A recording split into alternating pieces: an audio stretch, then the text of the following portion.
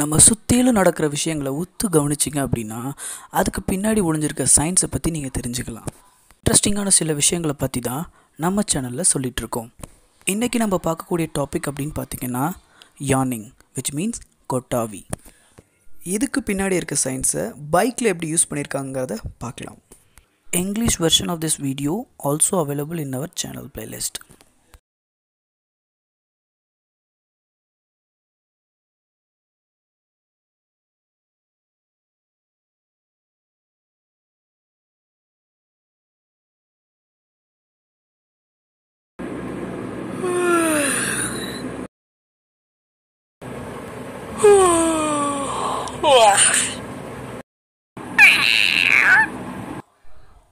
பொதுவாக கொட்டாவிங்கிறது நமக்கு சாதாரணமாக வர்றதில்லைங்க.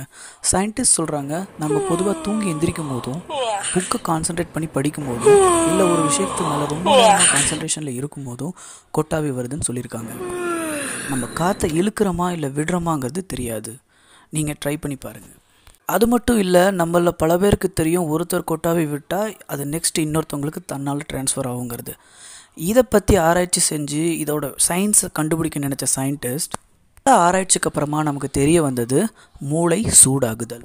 ஒரு விஷயத்து மேலே ரொம்ப கான்சன்ட்ரேட் பண்ணாலும் நம்ம மூளை ஜாஸ்தியாக வேலை செய்யுங்க.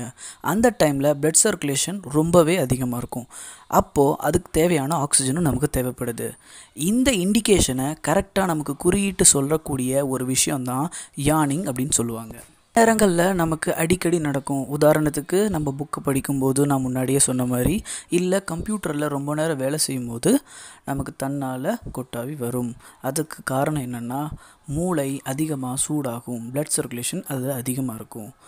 சில பேர் கொட்டாவியை கண்ட்ரோல் பண்ண நினைப்பாங்க, but this is not actually advisable. இப்போ நம்ம கொட்டாவி விடும்போது பார்த்திங்க அப்படின்னா வாய் ஆல்மோஸ்ட் ஓப்பனாக இருக்கும். 90% ஆஃப் ஆக்சிஜன் டைரெக்டாக காண்டாக்ட் ஆகும் மூளைக்குள்ளே.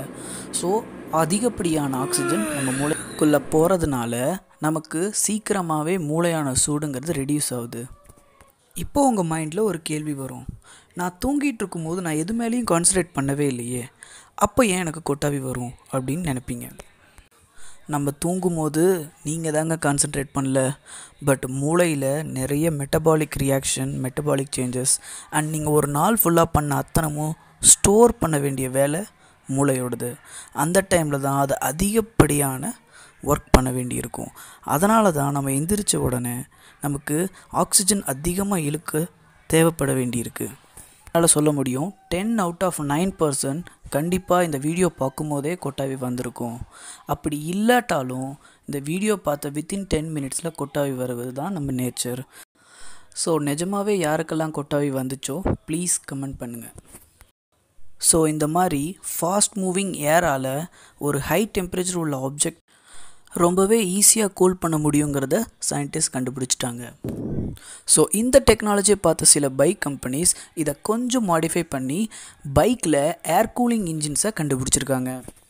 ஸோ இப்போ உங்களுக்கு சின்னதாக ஒரு ஐடியா கிடச்சிருக்கும், பைக் இன்ஜின்ஸ்லாம் எப்படி ஏர்லேயே கூல் ஆகுது அப்படின்ட்டு. பட் அதில் ஒரு சின்ன மாடிஃபிகேஷன், ஃபின்ஸுங்கிற ஒரு கான்செப்டை இன்ட்ரடியூஸ் பண்ணியிருப்பாங்க. அதை பற்றி நம்ம அடுத்த வீடியோவில் பார்க்கலாம். இப்படி தாங்க நம்மளை சுற்றி நடக்கக்கூடிய சின்ன சின்ன விஷயங்களில் கூட சயின்ஸ் கலந்துருக்கு. பட் இன்னைய வரைக்கும் கொட்டாவியானது ஒருத்தர்கிட்ட இருந்து அடுத்தவங்களுக்கு பரவுங்கிறது ஆக்சுவல் சயின்டிஃபிக் ரீசனை யாராலையும் இன்னவரையும் டெரைவ் பண்ண முடியல. ஸோ அதை பற்றின மெடிக்கல் ரிசர்ச் இன்னும் ப்ராக்ரஸில் தான் இருக்குது. இப்படி குட்டி குட்டி விஷயங்களுக்கு பின்னாடி இருக்க சயின்ஸை நம்ம வீடியோக்களில் பார்க்கலாம். Until that, signing off by Rajesh, a learning time.